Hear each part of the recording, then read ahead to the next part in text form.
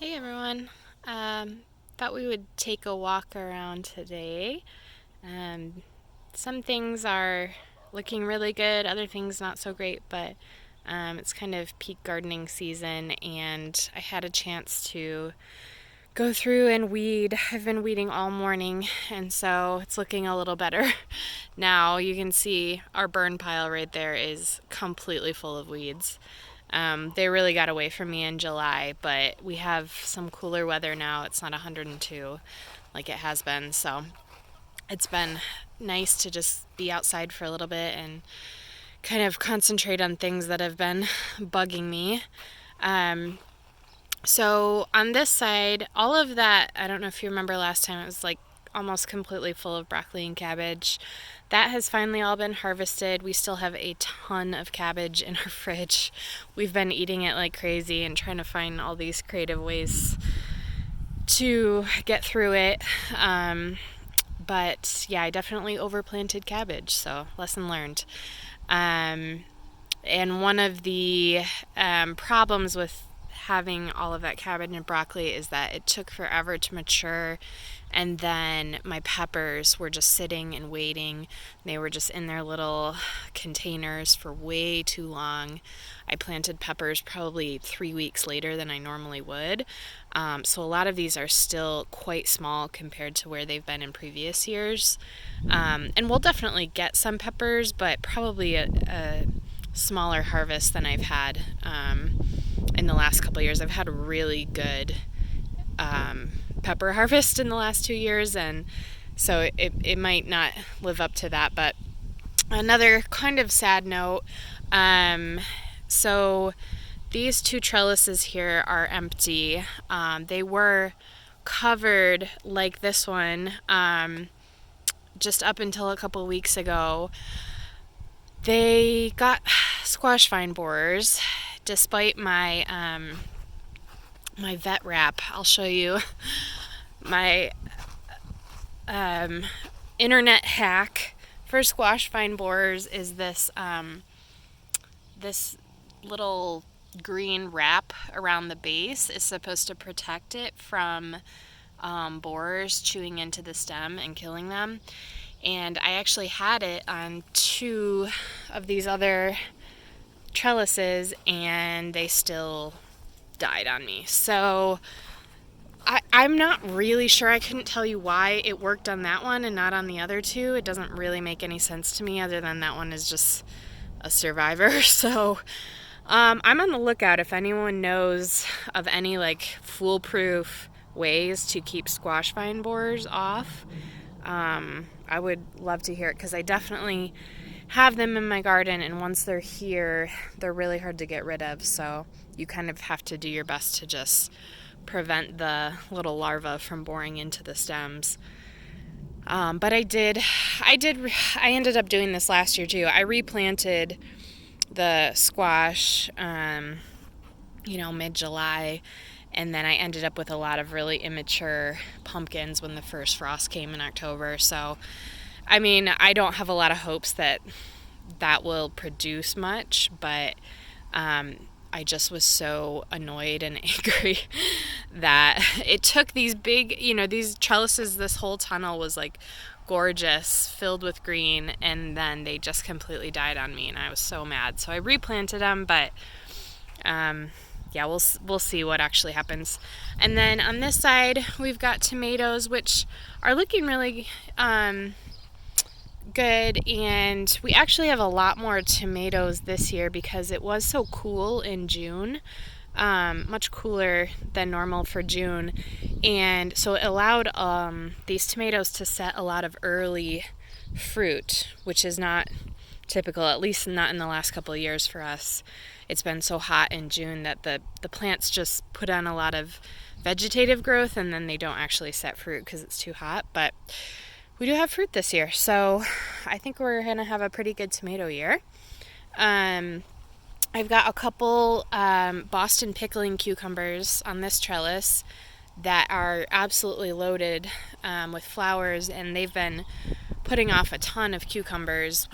I've already made relish, I've made quick pickles. I'm probably going to make a big batch of canned pickles. These are also Boston pickling cucumbers right here. I planted a bunch of pickling cucumbers because May loves pickles so much, so we're planning on doing quite a lot of pickles this year, and it's definitely starting to be that time. I'm really happy with the Boston pickling cucumbers because they're doing really well. It's been very hot for the last month, and the cucumbers are not bitter, which I was actually very surprised by. Usually they get really bitter in the heat, and they've done really great, so I'm really happy with that. More tomatoes down here. Look at this whopper. It's got a bit of sun scald, but that's a huge tomato right there. I think that's a black Krim. Some fruit down here.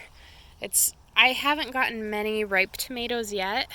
Some of them are just starting to color up just a little bit, but we're not quite there yet with the tomatoes. This is blue spice basil. I planted a ton of it, probably a lot more than I needed to, but I've been making basil tea with this.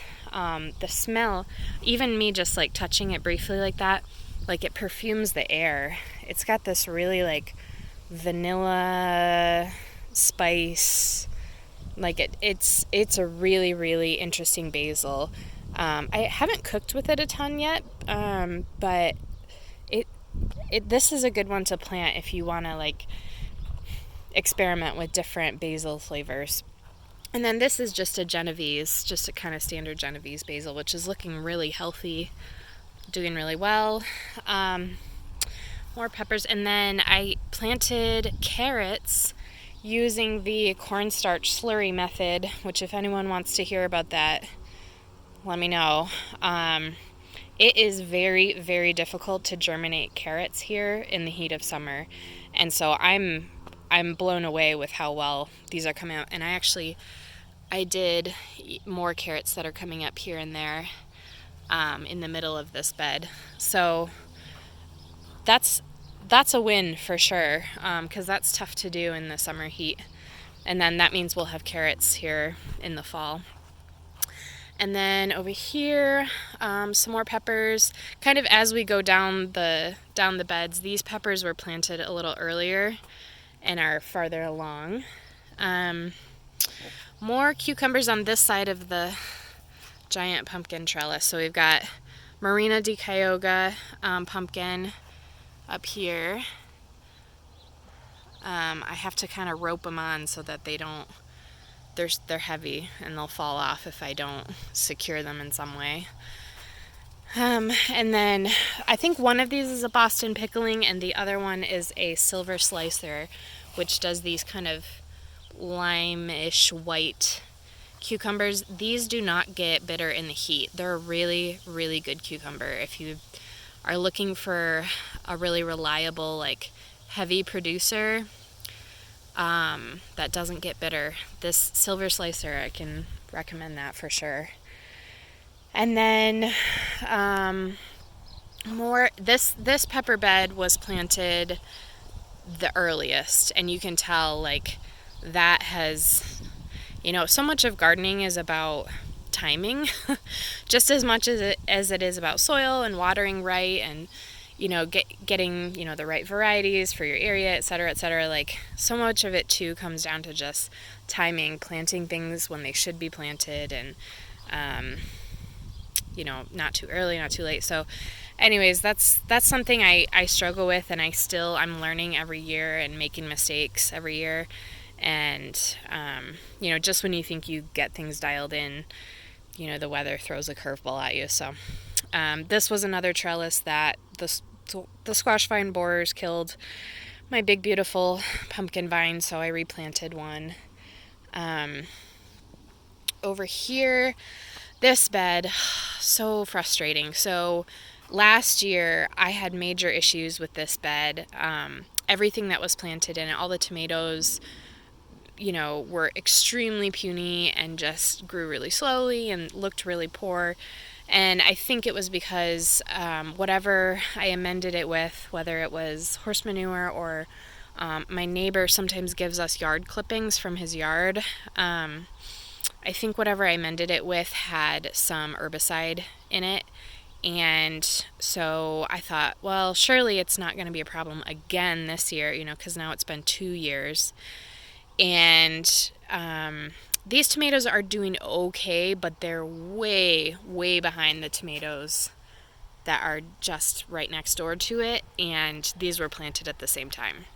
So we still have some sort of herbicide problem going on in here, or some other nutritional deficiency, like major nutritional deficiency. So I think I need to get a soil test done, and then I may end up having to completely dig this bed out and replace all of the dirt in it, which will be a huge pain in the butt. I hope I don't have to, but this is now the second year in a row that this particular bed is a problem. So anyways, I'll try and get on top of it here quickly, but it seems to be mostly nightshade things, so tomatoes and peppers and plants in that family, like eggplant would be in that family too, which makes me think it's a herbicide issue, because a lot of herbicides target nightshade type plants. So I have planted some more cucumber in here, and then a little bit of carrots. Seeds are coming up. And then the one big thing, this just happened yesterday. We just had an automatic water installed in our paddock, and I am so excited. This frost-free hydrant right here, this is like a dream come true. I've wanted it since just the first day that we moved into this house, and we've lived here now 5 years and dealt with hoses in the wintertime, which are awful. Running a huge long hose all the way from the house is awful and such a pain. And now we're going to have water year-round, both for my garden and for the horses. And could not be happier about that. So that was like Christmas and birthday all rolled together for me. Over here, another silver slicer on this trellis, and then this is a center cut squash. This produces little summer squash, zucchini type fruits that are really good, really tasty, not watery, which is helpful when you're cooking with zucchini. Dealing with really watery zucchini is always a pain, and so I really like that variety. It's from Row 7 Seeds, and this is my second year with it now, and it's really a really good summer squash variety. And then over here, this bed was full of potatoes mostly, and also a massive, massive fennel plant. I didn't even dig it out. I just cut the tops off of it. That's where the fennel was. But it was probably 7 feet tall and completely like shading and taking over this whole corner of the bed, and flopping over onto the grass. And like it was attracting like every insect for a mile. Things apparently really love fennel blossom. So it was good for bringing in pollinators, but it was also causing a wasp issue. Like I've been stung by wasps on a weekly basis for the last month, and I have a kind of a bad reaction to wasp stings, so it had to go. And basically, as soon as I cut it down, the wasps like went away. So kind of a lesson learned. I don't mind wasps in the garden as long as they're being nice, but these guys were definitely very aggressive. I've got a few kale plants that are doing actually really well in the heat of the summer, maybe because they were being shaded by the fennel. And then a few eggplants here that are not doing so well. I'm not really sure why they're struggling so much, except that I haven't planted eggplant in this bed before. And so I'm wondering if it's maybe too much shade. This bed gets the most shade out of all of my beds because there's a big pine tree up above here and some other trees in my neighbor's yard that shade it. So not really sure what's going on there, but I may not have much eggplant this year. And then some shishito peppers right here, which are starting to put on fruit finally. Actually a lot. Wow. I haven't looked closely at it for a minute. I have a lot of shishito peppers. So that's cool. And yeah, that's the garden right now. It's actually doing really well considering how much I've neglected it for the last month. Then I have all of the soil right here. I got a really good potato harvest out of the little pots and random planters that I assembled to do potatoes, and so I think I have time to do one more potato planting this year. So I ran out and grabbed a bunch of soil, and I need to get some potatoes in there. But yeah, this garden is looking really good. I'll show you some of the flowers over here.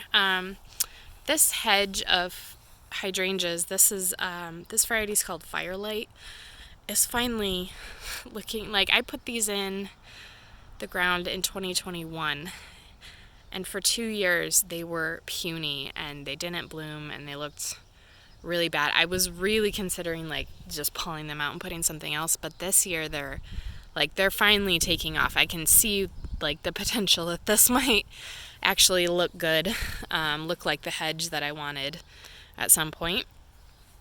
These two clematis vines did amazing earlier this summer.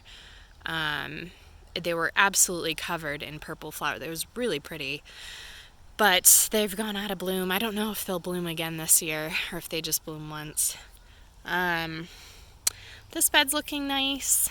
These grasses are really looking like kind of how I hoped and dreamed they would, which is sort of to act as a background or screen for the area underneath the deck. So those look really good. I'm starting to see some life in these little limelight hydrangeas, which kind of same as the Firelight. They really did almost nothing for like 2 seasons. They did really nothing, but they're starting to bloom finally, which is great. Some echinacea in there looking really nice as well. The sunflowers, they've been taking a real beating from some of the windstorms we've had come through lately. But I just don't have the heart to pull them out because the little birds like finches and like I don't even know what all they're called, but they absolutely love the sunflowers. Like they're all over these sunflowers all day long.